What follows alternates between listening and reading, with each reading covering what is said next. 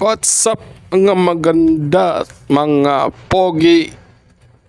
Napansin niyo ba pag may mga breakup na nangyayari, minsan tahimik lang.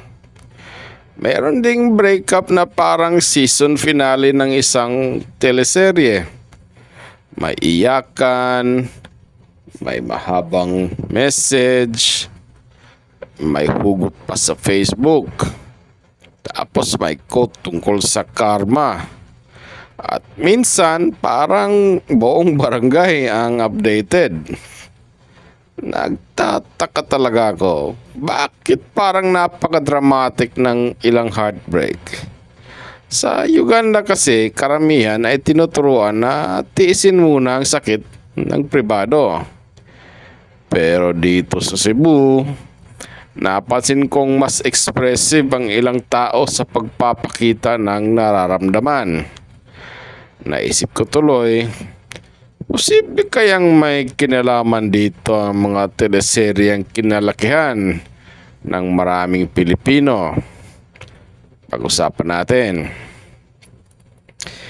Ngayong video, hindi natin huhusgahan kung alin ang tama o mali.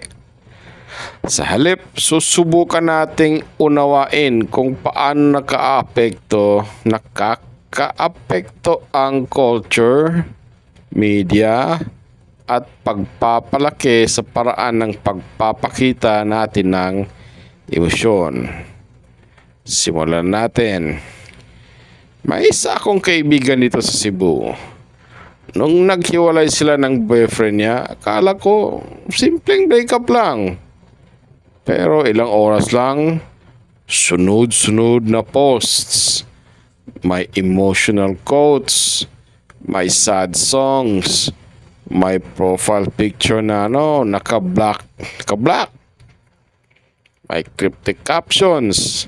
At maya-maya, lahat ng barkada alam na ang nangyari.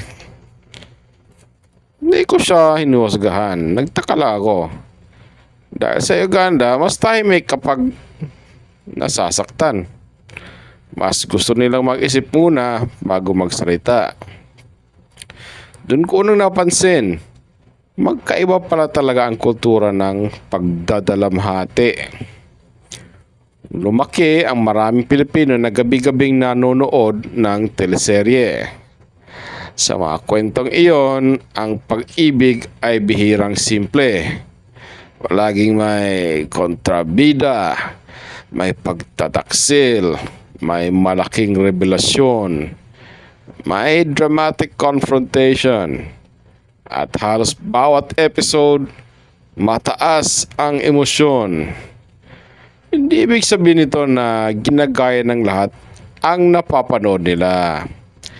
Pero kapag paulit-ulit nating nakikita ang isang paraan ng pagpapakita ng damdamin, normal lang na maging pamilyar ito sa atin. Parang natututo na rin tayo kung paano dapat, in quotes, mag-react sa ilang sitwasyon. Noon, sa malalapit na kaibigan lang ikinukwento ang heartbreak. Ngayon, isang post lang, alam na ng daang-daang tao. May hugot captions, may sad playlist, may shared memories, may mga quote na parang diretsong galing sa isang scriptwriter. At hindi lang ito nangyayari sa Pilipinas. Sa ibang bansa rin, ginagamit ang social media para ipakita ang emosyon. Pero napansin ko na sa Pilipinas, malakas ang culture ng pagbabahagi. Kapag masaya, sabay-sabay nagdiriwang. Kapag malungkot, marami rin gustong makiramay. May maganda itong nadudulot. Nagkakaroon ng suporta, pero minsan kapag sobrang focus sa kung paano ito nakikita ng ibang tao, napapabayaan ang tunay na process ng paghihilom.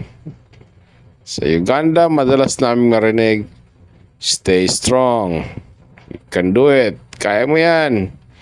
Hindi ibig sabihin na wala silang nararamdaman. Mas pinipili lang ng marami na i-process ito ng tahimik. Sa Pilipinas naman, ang pagiging expressive ay madalas na nakikita bilang pagiging totoo sa nararamdaman. Dirito nangahulugang mahina ang isang tao. Magkaiba lang ang paraan ng pagpapakita ng sakit. At habang tumatagal, mas naiintindihan ko na walang isang taong paraan ng pagdadalamhati. Noong una, nahirapan akong intindihin. Inisip ko, ba't kailangan pang ipaalam sa lahat samantalang may mga kaibigan naman akong nagtatanong, bakit parang wala kang emosyon?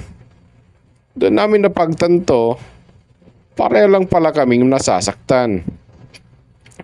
Magkaiba lang ang lengguwahe ng emosyon.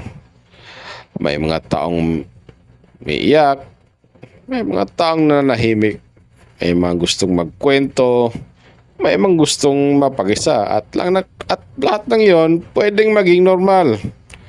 Walang habang lumilipas ang panahon, napapansin kong mas marami ng kabataan ang nagsisimulang maging mas bukas sa usapang mental health.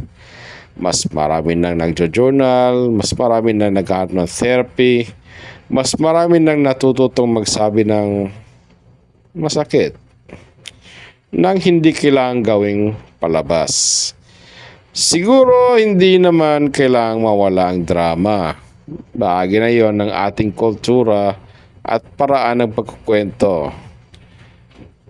Pero baka maaaring nating idagdag ang isang bagay, ang emotional authenticity.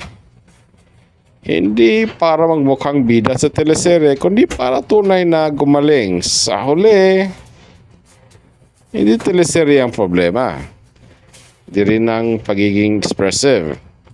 Ang tanong ay, tayo ba ang may control sa ating emosyon?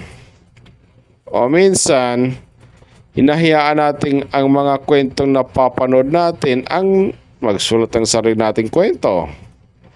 Ang pagmamahal, ang heartbreak, ay bahagi ng buhay. Pero ang paraan ng paghilom, hindi kailangang sundin ang script ng kahit anong palabas. Maaari nating isulat ang sarili nating ending. May epekto ba talaga ang mga teleserye sa paraan ng pagtingin natin sa pag-ibig at heartbreak? O natural lang talaga ang pagiging expressive ng maraming Pilipino? Ibahagi ang inyong opinion sa comments. Gusto naming marinig ang inyong pananaw. Kung nagustuhan nyo ang video, huwag kalimutang mag-like, mag-subscribe, at i-share para sa mas marami pang usapan tungkol sa culture, buhay sa Cebu at mga karasang nag-uugnay sa Uganda at Pilipinas. Maraming salamat sa panonood. Hanggang sa susunod na ating kwentuhan. Ingat po kayo.